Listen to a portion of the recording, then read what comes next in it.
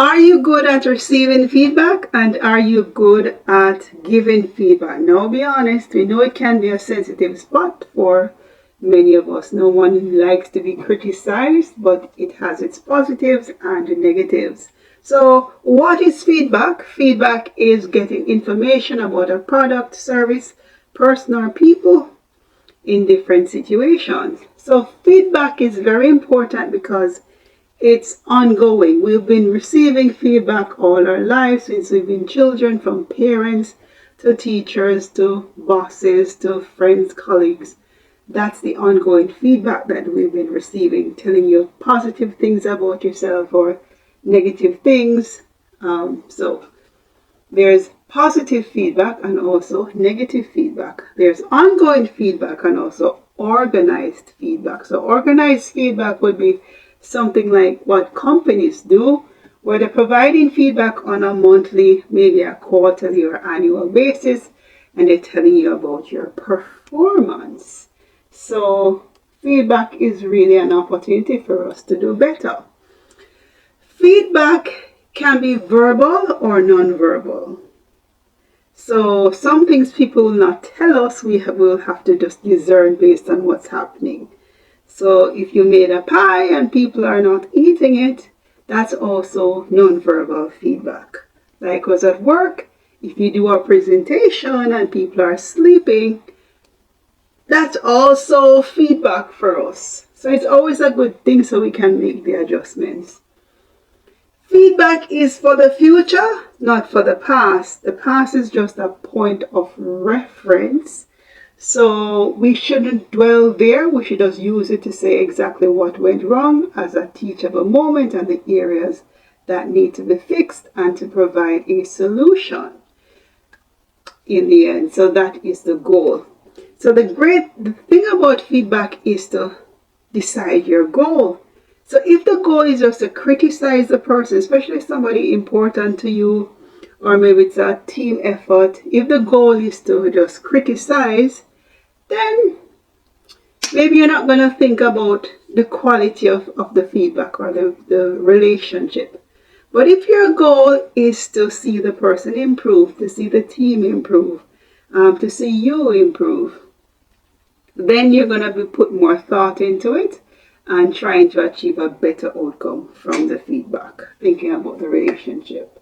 So think about the future when you give feedback, not about the past. The past is a point of reference. The benefits of feedback: it makes life easier. So when you correct people, it makes life easier for you personally and professionally, and likewise vice versa. Build relationships. Growth provides growth and development, and to bring out potential, solve problems, set expectations, align goals and ways of doing, and save time, money, and energy. And of course, there are a few other benefits, but those are the main benefits of feedback. So, feedback is very valuable. As I mentioned, we've been receiving feedback since we were born, and it helps to gauge us, to guide us to our talent or areas of business sometimes. Businesses have been developed by somebody saying, oh, you're good at, oh, that basket was great. You made that dress and it was beautiful. And so you are encouraged or motivated to move in that direction, and it becomes a business. So feedback has a lot of value, personally and professionally. So feedback can be verbal, non-verbal, formal, informal, and positive or quote-unquote negative. Feedback is not necessarily negative depending on how we take it, because it's an opportunity to improve. So we should look at it from that approach. Even if it's ill-intended, we can spin it. So how do we approach feedback? We can do to the point. So some people like to go to the point. So that's one approach.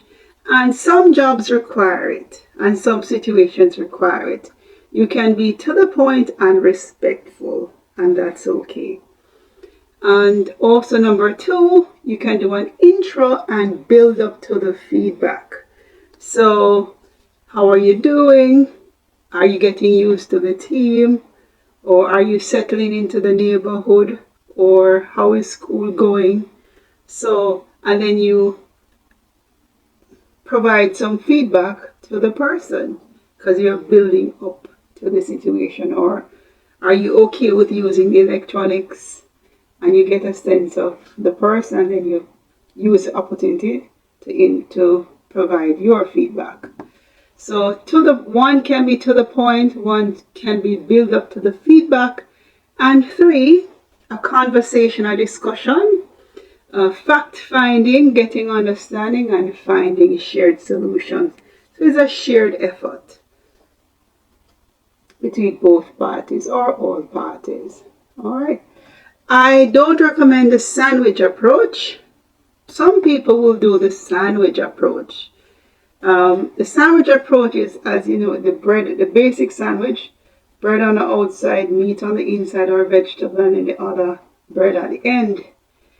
If it is that you want to start on a positive note, that's okay, and then inject the criticism if it is negative, and then end on a good note, that's okay. But in the past, what many people have done was use it to mask their intentions and to be a little shady sometimes. So people can smell insincerity, and we ought not to insult people's intelligence. But as I mentioned, focus on the goal, and the goal, whether it is to build relationships, to achieve better outcomes. So should be mindful of choosing those methods recommended in old textbooks and so on. Mind your manners. You can be assertive and respectful, soft and respectful, or just neutral and respectful. So depending on the situation, we may need to be a little stronger or a little softer, a little more conversational. And let's look at some steps for the receiver. This may be part 1. I may have to do a part 2. But let's see how it goes. As a receiver, focus on what's being said. So don't focus on the person, focus on the value of the feedback. So you're looking at what exactly the person is saying.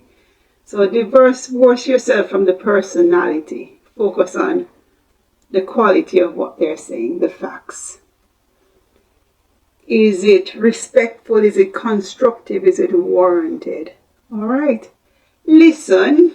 And you don't have to respond immediately, but listen carefully to find the value in what the person is saying. Sometimes we're sensitive in receiving it, but we should be more listening and taking in what the person is saying and allowing them to finish. We don't have to respond immediately, or we can if we wish to. Thank them or say, oh, I will think about it, and then move on from there. Be self-aware and situationally aware. So if we are self-aware, we would have already had an idea. Maybe not the total deal in terms of our weaknesses, but we would have had some idea of the areas that we're weak in or the mistakes that we've made. So when the person provides the feedback, whether formally or informally, we are in a position to receive it. You receive the feedback. But if we're not self-aware, we may push back because we think we're so okay. But all of us make mistakes, and all of us can always improve in one area or another throughout life. And there's always somebody who they're outside looking in, and they see in an area where it can improve or upskill. Maybe they have a better skill in the area, or are in one particular area, so we can help each other personally and professionally. All right. Take what's yours and leave what's not. So if someone gives a feedback, let's say 3 things, and you find 2 constructive and the other one is misguided, you don't have to receive it, but at least the person took the time to tell you. And many people are not really honest nowadays, so we have to appreciate very sincere and honest people. or try to be. Try to be. It's difficult sometimes, I know. But when people took the time to tell us, areas that we're weak in, I think it's something to appreciate, especially if they do it in private and they're very sincere about it. I think that's a good person that you want to keep next to you. All right, so take what's yours and leave what's not.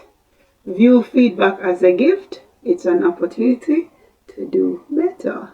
All right, and be mindful of the interpretation of yourself versus the other person. So sometimes some of us have some weak points. So when somebody give us a comment about what we've done or somebody we know, we get very sensitive about it. And, we take it very personally instead of looking at what is being said. So it doesn't speak to our self-worth. It just means that they're critiquing one action that we did in a moment or over a period of time based from their perspective. So it's not speaking to our sense of self-worth or our abilities. They're critiquing an action or a thing or somebody, us or somebody we've known. All right, so don't take it personally, especially if it's done constructively and if it is solicited, all right, and it is well intended. So it's not, so forget the sensitivities. Some people are sensitive, so we get defensive. Some people get very defensive, or some people withdraw. Some people may get very upset and find it rude, and without sitting and reflecting about what was said. All right, so divorce yourself from the person and be objective about the feedback. All right, so I'm not speaking about shady people, or I'm speaking about constructive feedback when there's value in saying it. I'm going to have to do part 2. Talk to you soon. Tracey Ferrant, Smart Communication Craft, the value of feedback.